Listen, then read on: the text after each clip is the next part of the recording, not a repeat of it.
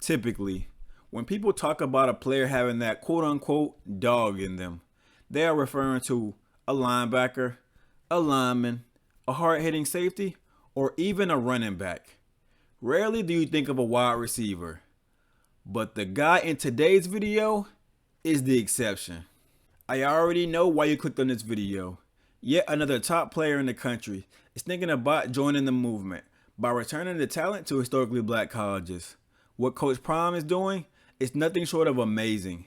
Initially, I thought it might be a fluke, and then it happened again, and again, and again, and again.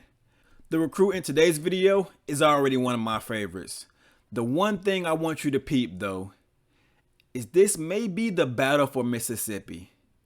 He has Jackson State and Mississippi State in his top 3.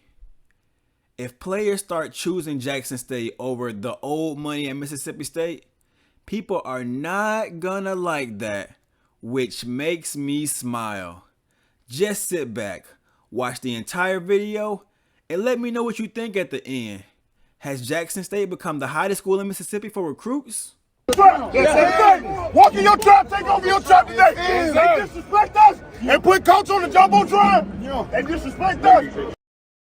They gotta see us. We finna go pay these respect. We finna go pay this respect and put them on their head. I need your help. I need your help. Y'all already know how I'm coming. I say it's cool when they do it. How would I do it? Y'all ain't when they do it. How would I do it? What's good, YouTube? It's your boy Reggie from HBCU Spotlight, and I'm back with another banger. As you can see, 88% of the channel's viewers are not subscribed. So hit that subscribe button and notification bell so that you will be alerted anytime that I upload a video. Without further ado, let's get into it. This is the story of yet another trailblazer who is out to bring black colleges back to prominence. This is the story of Paul Davis. Davis is a 6'1", 200-pound wide receiver from Hartwell, Georgia, where he attends Hart County High School. He's a 3-star recruit in the class of 2023, the 54th best player in Georgia, and the 86th best wide receiver in the country.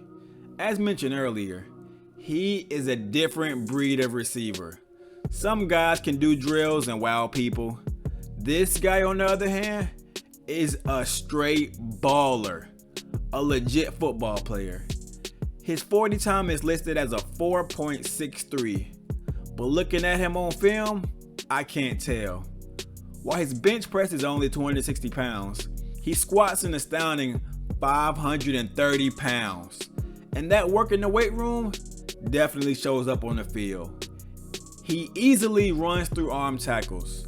There are several highlights of him running over defenders and dragging them down the field. He seems to enjoy contact. DBs need to buckle up their chin strap when lining up across from this guy.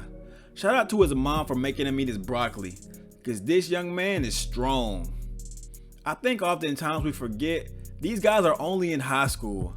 My man still probably has a bedtime and is forced to eat school lunch and drink milk with it.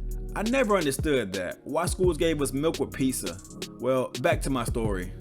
In addition to football, he also plays basketball and baseball. I'm sure being a multi-sport athlete has been a key contributor to his success on the gridiron. His hard work has paid off and schools are noticing. He currently has 7 scholarship offers. Programs like Mississippi State, Duke, Campbell, Jackson State, and Vanderbilt.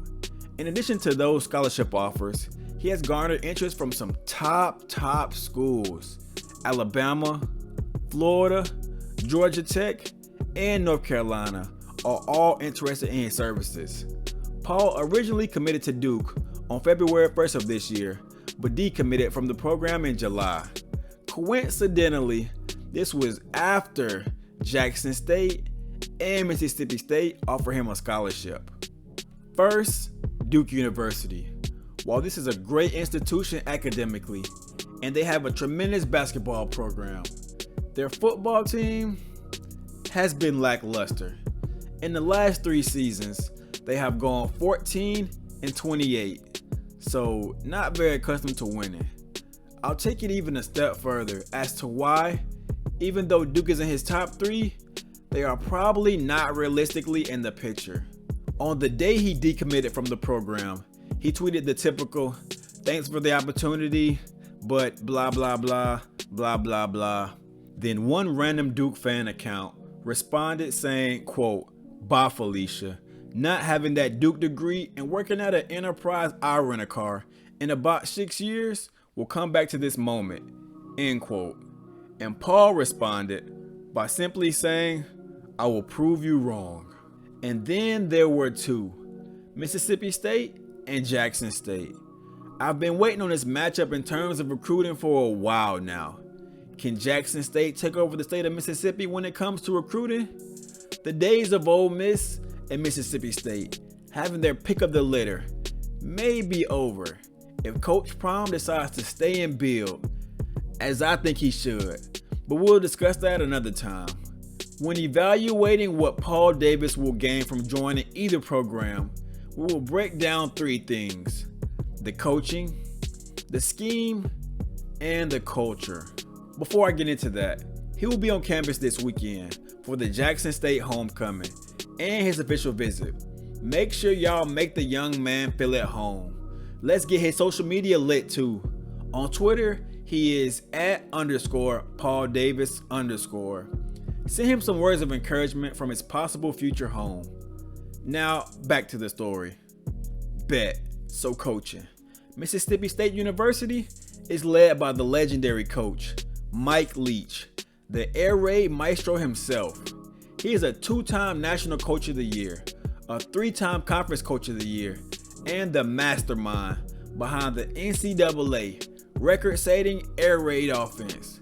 He previously coached at Texas Tech University from 2000 to 2009, where he became the winningest coach in the school's history, and at Washington State University from 2012 to 2019, where he recorded the 3rd most wins of any coach in the school's history. He has an overall record of 155 and 105. Leach has been a head coach for 22 years, and in the coaching field since 1988. It's safe to say that he by far is the more experienced coach. We don't even have to discuss Coach Prime's resume since he's relatively new to the profession. Next, the scheme. This category is captivating. As stated earlier, Coach Prime has modeled his offense after Coach Leach's scheme, and it has worked. When you look at the stats for both offenses, it's insane how similar the numbers are. Check it out. Mississippi State's quarterback, Will Rogers, has thrown for 2,313 yards with 23 touchdowns and 4 interceptions. Shedeur, on the other hand, has thrown for 1,985 yards, 22 touchdowns, and 4 interceptions. These similarities go even further. They coincidentally enough have been sacked a total of 9 times each. The fact that the QBs are so close statistically, we have to nitpick to find the difference. Shedeur has been more efficient this season, completing 73.5% of his passes with a QB rating of 165, while Rodgers isn't far behind with a 71.2 completion percentage at an average QB rating of 153.4. Shedeur is often praised for how he doesn't focus on one receiver and spreads the ball around. That is an amazing fact. But Rodgers has done the same thing. Jackson State currently has 8 receivers with double-digit receptions, while Mississippi State has 9 receivers with double-digit receptions. Jackson State's leading wide receiver is Dallas Daniels with 36 receptions for 413 yards and 6 touchdowns. Mississippi State's leading receiver has 22 receptions for 338 yards and 3 touchdowns. In terms of scheme, I think it's safe to say it's a tie. The next category is going to be the deciding factor: culture. motherfucking door! Hey, unbelievable team win.